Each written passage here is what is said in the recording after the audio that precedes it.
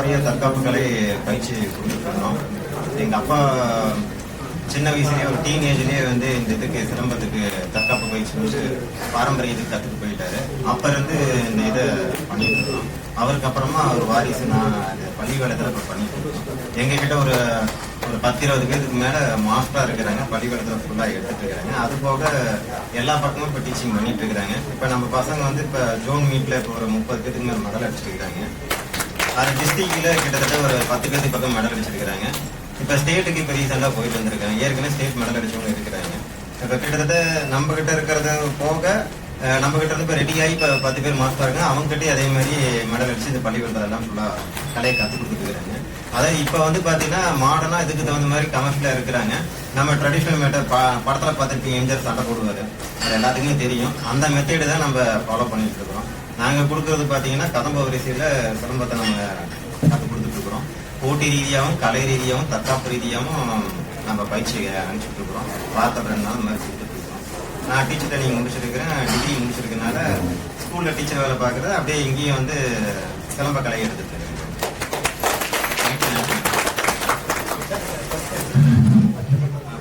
நம்ம விழாவில் எப்பயுமே வந்து கலாச்சார திருவிழா பண்றப்ப வந்து ஒரு பாரம்பரிய கலைகளுக்கு மெயினாக முன்னுரிமை கொடுப்போம். அதில் சார் சிலம்பம் பண்ணிட்டு இருக்காங்க அப்படின்னு சொன்ன உடனே அவருக்கு சமீபத்தில் 2 நாள் முன்னாடி நமக்கு அறிமுகமானாரு. எங்களுக்கு வாய்ப்பு கொடுக்கணும்னு கேட்டுக்கிட்டதுனால அவங்களோட குட்டிப்புடி பயிற்சி பள்ளி நிறுவனர் திரு மேகநாதன் அவர்கள் அவங்களுடைய பிள்ளைகளுக்கு ரொம்ப சிறப்பாக பண்ணிட்டு வராங்கன்னு சொல்லிட்டு நம்ம சகோதரர் எல்லாம் சொன்னதுனால அவங்களுக்கு இந்த நிகழ்ச்சியில் வாய்ப்பு கொடுத்துருக்கோம். அவங்க பிள்ளைங்க எல்லாருக்குமே அடுத்தடுத்து நிறைய மேடைகளில் வந்து சிறப்பாக வந்து நிறைய விருதுகள் வாங்கணும்னு சொல்லிட்டு நம்ம அமைப்பு சார்பாக வாழ்த்துக்களையும் பாராட்டுன்னு தெரிவிச்சுக்கிறோம். பிள்ளைங்க எல்லாருமே மேடைக்கு வரும்படி அன்புடன் அழைக்கிறோம்.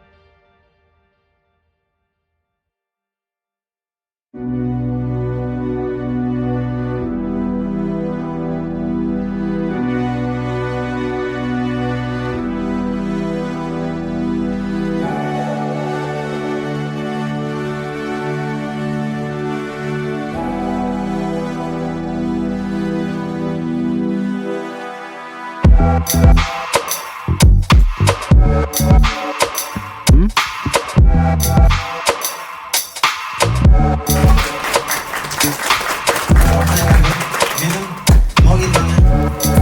வாங்க, சீக்கிரம் வாங்க.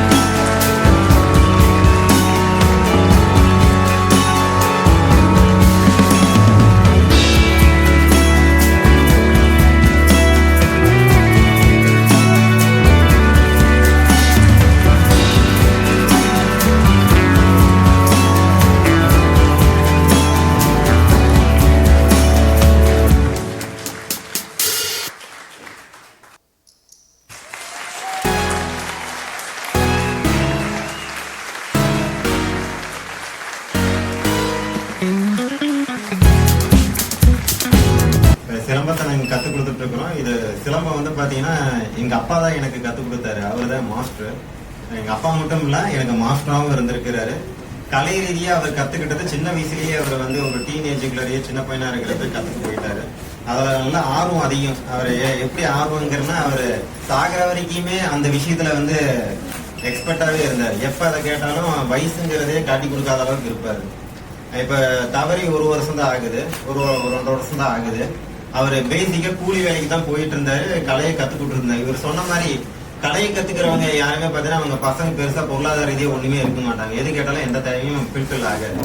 நான் படிக்கிறது பாத்தீங்கன்னா டீச்சர் ட்ரைனிங் படிக்கிறதே வந்து பாத்தீங்கன்னா இந்த கவுன்சிலிங் போறது, அதுக்கே வந்து பசங்கிட்ட 500 200 அப்படி வாங்கி தான் இந்த டிடி எடுப்பாங்க. அந்த டிடி அந்த மாதிரி தான் எடுத்து கவுன்சிலிங் சென்னைக்கு போயிட்டு வந்து அதுக்கப்புறம் டீச்சர் ட்ரைனிங் படிச்சுட்டு வந்தேன். அது ஃபீஸ் கட்டுறது கூட எங்க அப்பா கிட்ட அந்த அளவுக்கு பொருளாதாரம் ஒன்றும் பெருசா இல்லை. கலை ரீதியா இருக்காங்க யாருமே பெருசா டெவலப்மெண்ட் எல்லாம் ஒண்ணுமே கிடையாது. அப்படி இருந்து வந்தனால படிப்பு ரீதியா பாக்குறப்ப பொருளாதார ரீதியா ரொம்ப அடி வாங்கிட்டேன். மேற்கொண்டு பாத்தீங்கன்னா காலேஜ் டிகிரி படிக்கிறப்ப பாத்தீங்கன்னா சேலத்துல தான் நான் ஆர்ட்ஸ் காலேஜ்ல தான் படிச்சேன். இங்க போயிட்டு வரப்ப பாத்தீங்கன்னா சாப்பாட்டுக்கு வழி இல்லாம தான் இருப்பேன். காலையில இருந்து சாயந்தரம் வரைக்கும் சாப்பிடாம சாயந்தரம் ஒரு 4 மணிக்கு மேல வந்து தான் வீட்டுக்கு வந்து தான் சாப்பிடுவேன். வெளியே சாப்பிட்டோம்னா காசு இருக்காது. அந்த சாப்பாடு விஷயத்துலயும் அடி சோத்துலயும் அடி சேத்துலயும் அடிங்கிற மாதிரி அந்த மாதிரிதான் இருந்தது. இப்ப சிலம்பத்துக்கு வர சமயத்துல பாத்தீங்கன்னா ஆரம்பத்துல இருந்து எங்க அப்பா கூட சேர்ந்து சிலம்பம் நான் எடுத்துட்டு தான் இருந்தேன்.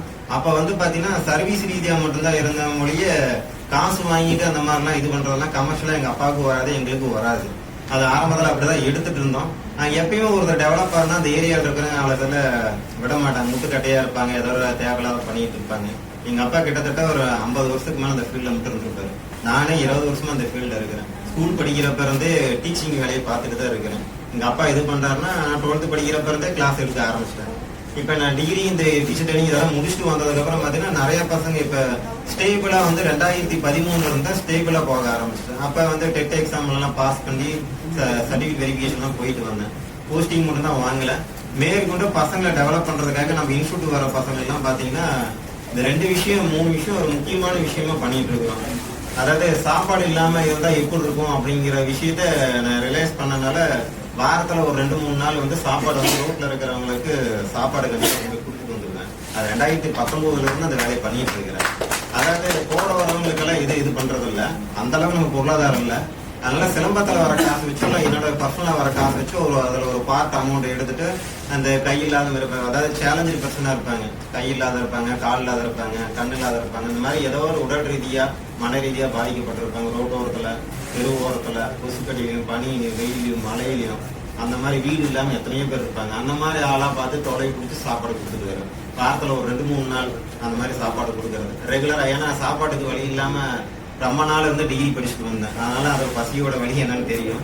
அதனால அந்த சாப்பாடு வந்து இன்னைக்கு வரைக்கும் கண்டினியூ பண்ணிட்டு தான் இருக்கிறேன். ஸ்பான்சர்லாம் இருக்கல, எதுவும் வாங்குறது கிடையாது. எனக்கு என்ன வருமானம் வருது, இப்ப சிலம்பத்துல வருமானம் வருதுன்னா அந்த சிலம்பத்துல இருக்கிற வருமானத்தை எடுத்து அந்த சாப்பாடு கொடுக்குற வேலையை அதை பண்ணிட்டு இருக்கிறோம். அது போக நான் படிக்கிறதுக்கு ரொம்ப சிரமப்பட்டதுனால ஃபீஸ் கட்டுற ரொம்ப இதா இருந்தாலும் நம்ம இப்ப சிலம்பத்துல வர பசங்களுக்கு வந்து பாத்தீங்கன்னா கலையை மட்டும் கத்துக் கொடுக்காம அந்த கலையோட சேர்த்து அவனுக்கு வந்து வாழ்க்கையில ஒரு பொருளாதார ரீதியா ரெடி பண்றதுக்கு என்ன பண்ணணும் இப்ப இருந்தே. ஏன்னா நம்ம கைடன்ஸ் பண்றதுக்கு ஆள் இல்லாதனால அந்த விஷயம் இப்ப இருந்தே அதை பண்ணிடணும். பசங்க படிச்சு முடிச்சுட்டா கரெக்டா அந்த ஸ்டேபிளா கொண்டு போறதுக்கு என்ன வேணுமோ அதுக்குண்டான வேலையை பார்க்கறதுனால படிக்கிற விஷயத்துக்கும் பசங்க ஃபீஸ் கட்டுறது அந்த மாதிரி விஷயம் பண்றோம். சிலம்பத்தில் வர ஃபீஸ் எடுத்து 2 விஷயம், 1 உணவு, 2வது கல்வி. இந்த 2 விஷயம் கரெக்டா இருந்தாலும் முடியாதவங்களுக்கு சாப்பாடு போடுறோம். இந்த பசங்களுக்கு படிக்க வச்சா அந்த பையன் ஆட்டோமேட்டிக்கா அவனுக்கு உண்டான வேலையை அவன் செஞ்சுக்குவான். அதனால கல்வி ரீதியா என்ன பண்ணணுமோ அதை பண்ணிடுறோம். முடிச்சதுக்கு அப்புறம் எஜுகேஷன் ரீதியா முடிச்சதுக்கு அப்புறம் அந்த பையன் பொருளாதார ரீதியா ஸ்டேபிள் ஆகணும் அப்படிங்கறதுக்காக கவர்மெண்ட் வேலைக்கோ இல்ல வந்து தொழில் பண்டிகையோ இல்ல ஏதோ ஒரு விதத்துல ரெடியா இந்த பசங்க மேல போறதுக்காக அதுக்கு உண்டான வேலையை செஞ்சுட்டு இருக்கோம். இந்த இது நம்ம இருக்கிற நம்மளுக்கு வர அந்த ஃபீஸ்ல வரத வச்சுதான் அவனுக்கு பெருசா ஃபீஸ் வாங்குறதில்ல. அந்த வர ஃபீஸ்ல வச்சு இந்த இதை நாங்க ரெடி பண்ணிட்டு இருக்கிறோம். வளர்ச்சிங்கிறது நான் மட்டும் வளர்ந்தா போதும், ஒருத்தர் யூஸ் பண்ணி வளர்ந்தா போதும்னு இல்லை, நாமளும் வளரணும். நம்மளை சேர்ந்தாதான் நம்ம இந்த இதுக்கு வர்றதுக்கு காரணமா இருந்தா அவங்களும் வளரணும். நம்ம 2 பேர்த்தால சேர்ந்து இந்த சொசைட்டியும் வளரணும். இதுதாண்டா வளர்ச்சி அப்படின்னு சொல்லிட்டு. ஏன்னா ஒரு சிலர் பாத்தீங்கன்னா இப்ப இருக்கிற சீக்கிரமா மேல வரணுக்காக சகோதரர் வந்து கிட்டத்தட்ட அவங்க அப்பா வாழ்நாள்ல இருந்து அவர் வாழ்நாள் வரைக்கும் வந்து பாத்தீங்கன்னா நான் சொல்லி முடிச்சிருவேன் அப்படின்னு சொல்லிட்டு வரிசையா. அதாவது என்னன்னா அவரோட உதடு வந்து சிரிக்கலாம், உள்ள வந்து பாத்தீங்கன்னா அழுதுட்டு தான் இருக்கு. அதை நம்ம எல்லாருமே புரிஞ்சுக்கலாம். அவங்களை கேட்டு பாத்தீங்கன்னா ஏன்னா எங்களுக்கு என்ன பெரிய ஒரு வருத்தம் அப்படின்னா, இந்த மாதிரி தோழர்கள், இந்த மாதிரி கலைஞர்கள் நாங்க உலகம் ஃபுல்லா பாக்குறவங்களுக்கு வந்து, நிறைய கலைஞர்களை பாக்குறவங்களுக்கு வந்து வாழ்நாள கலைக்காக மட்டுமே அர்ப்பணம் பண்ணியிருக்காங்க கண்டு. பெரிய பிரச்சனை என்ன அப்படின்னா, அவங்களோட பொருளாதாரமே ரொம்ப மோசமா இருக்குது உங்களுக்கு கண்டு. இதுக்கு அரசாங்கமும் வந்து பாத்தீங்க அப்படின்னா உங்களுக்கு வந்து மற்ற அரசியல் கட்சிகளோ அமைப்புகளோ வந்து பாத்தீங்கன்னா இணைஞ்சு ஏதாவது ஒரு முன்னெடுப்பு பண்ணா மட்டும்தான் ஃபர்ஸ்ட் இந்த கலைஞர்களை காப்பாற்ற முடியும். ஏன்னா கலைஞர் இல்லாம எங்க இருந்து கலையை காப்பாத்துறது உங்களுக்கு வந்து பாத்தீங்கன்னா, ஏன்னா கலைஞர்களை காப்பாத்தாம வந்து பாத்தீங்கன்னா இந்த கலையோ இந்த கலாச்சாரத்தையோ வந்து பாத்தீங்கன்னா காப்பாத்துறது ரொம்ப கஷ்டமான விஷயம். உங்களுக்கு எதுக்கோ யாரோ எதுக்கோ செலவு பண்றோம், ஒரு பெருமைக்காகவும் வந்து பாத்தீங்கன்னா போட்டி பொறாமைக்காகவும் அதிகாரத்துக்காகவும் செயல்பட்டு இருக்கோம். உங்களுக்கு வந்து இந்த கலைஞர்களுக்கு வாய்ப்பை கொடுத்து அவங்களுக்கு பொருளாதாரத்தை கொடுத்தீங்க அப்படின்னா நல்ல மக்களை அவங்க உருவாக்குவாங்க. ஏன்னா இந்த கலை மட்டும்தான் வந்து பாத்தீங்கன்னா ஒரு நல்ல வந்து சமுதாயத்தை உருவாக்கக்கூடிய வந்து பாத்தீங்கன்னா மிகப்பெரிய ஒரு பாரம்பரியத்தை வந்து அதுதான் உருவாக்கும் உங்களுக்கு கண்டு.